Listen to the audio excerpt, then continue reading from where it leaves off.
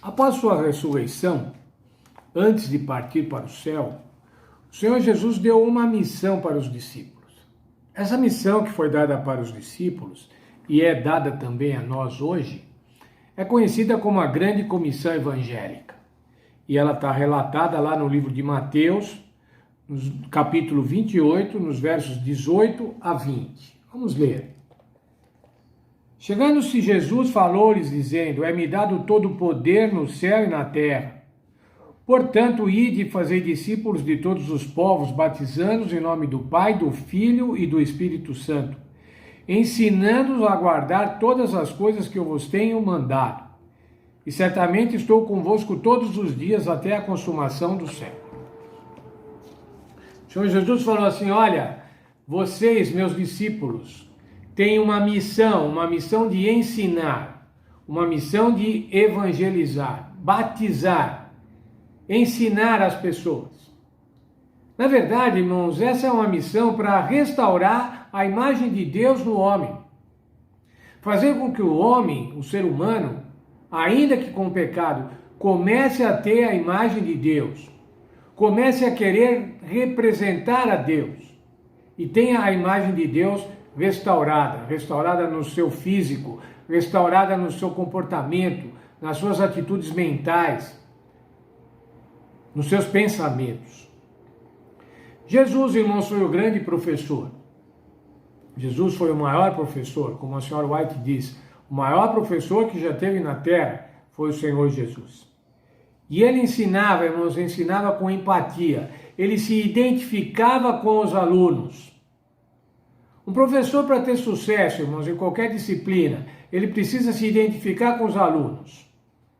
Os alunos precisam gostar dele, ele precisa gostar dos alunos. Como pode, irmãos, um professor ensinar alguma coisa se ele não tiver carinho pelos alunos? Se ele não tiver amor pelos alunos? O Senhor Jesus veio demonstrar que é preciso amor. Nosso Deus veio demonstrar através de Jesus o amor de um professor pelos seus alunos. Para ensinar, irmãos, para que os apóstolos ensinassem, era preciso ter um livro didático, e nós vimos nessa semana a Bíblia como um livro didático, apresentando a história do povo, apresentando a criação, a queda, a história do povo de Israel, a história da igreja cristã evangélica, da igreja cristã primitiva e a consumação dos séculos no livro do Apocalipse. Um livro didático. Qual deve ser a atitude de cada um de nós com relação a esse livro didático? Na segunda carta a Timóteo nós encontramos isso no capítulo 3, nos versos 15 e 16. E que desde a infância sabes as sagradas letras, que pode fazer-te sábio para a salvação pela fé que há em Cristo Jesus. Toda a Escritura é divinamente inspirada e proveitosa para ensinar, para repreender, para corrigir, para instruir em justiça. Toda a Escritura é proveitosa para ensinar. É o livro texto, irmãos, é o livro didático, para ensinar as verdades, para ensinar, para fazer discípulos. Mas só isso, irmãos? Será que Deus providenciou só isso? Exemplos do Senhor Jesus e a Sagrada Escritura, e agora vai em frente. Toca em frente e vai ensinar. Veja, irmãos, livro de João, nós lemos isso ontem.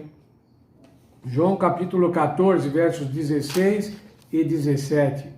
Eu rogarei ao Pai, e Ele vos dará outro Consolador, para que esteja convosco para sempre. O Espírito da verdade, que o mundo não pode receber, porque não o vê nem o conhece. Mas vós conheceis, pois habita convosco e estará em vós. Vós conheceis. O Senhor Jesus estava dizendo aqui, vocês conhecem o Espírito Santo. Vocês podem receber o Espírito Santo. E Ele vai estar com vocês ao lado, Paracleto. Vai estar ao lado, ajudando. Plantão de dúvidas, como eu disse. Tem alguma dúvida? Peça ajuda ao Espírito Santo.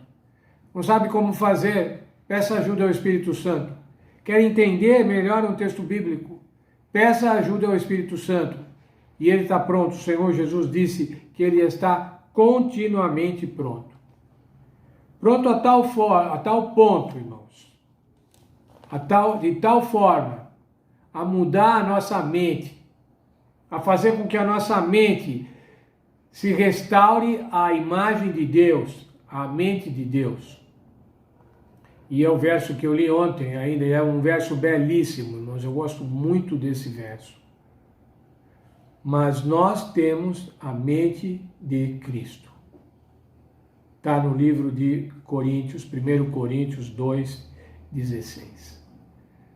Será, irmãos, que eu posso dizer, Alfredo, você tem a mente de Cristo? Plínio, você tem a mente de Cristo? Posso dizer isso, irmãos? Posso dizer, Thaís, você tem a mente de Cristo? E eu gostaria, irmãos, de repetir o nome de todos os irmãos aqui, para que a gente pense individualmente. Você tem a mente de Cristo? Você olha como Cristo olha? Você compreende como Cristo compreendia? Você tem empatia como Cristo tem empatia? Ou você é um orgulhoso espiritual? Um arrogante teológico que tem a verdade e, portanto, você vê com os olhos da verdade? A Bíblia diz, irmãos, nós temos que olhar como Cristo olhava. E se tem uma coisa, irmãos, que nós devemos aprender nessa lição,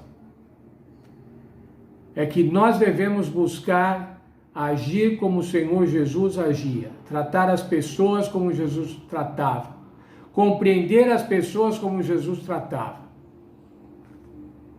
Se isso acontecer com nós, irmãos, vai estar sendo restaurada em nós a imagem de Deus. Deus criou seres humanos da sua imagem, e nós estudamos isso, a sua imagem mental, a sua imagem moral, ética, estética.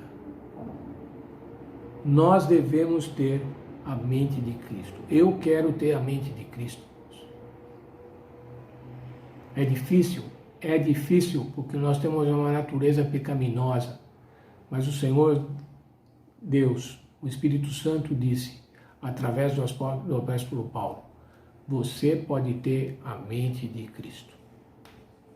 Deus nos abençoe e que nós possamos ter a mente de Cristo, viver como Cristo viveu, dar exemplos como Jesus deu e, especialmente, irmãos, aceitarmos o sacrifício do nosso Senhor Jesus Cristo para a nossa salvação pessoal. Que Deus nos abençoe e nos dê um sábado feliz na sua companhia.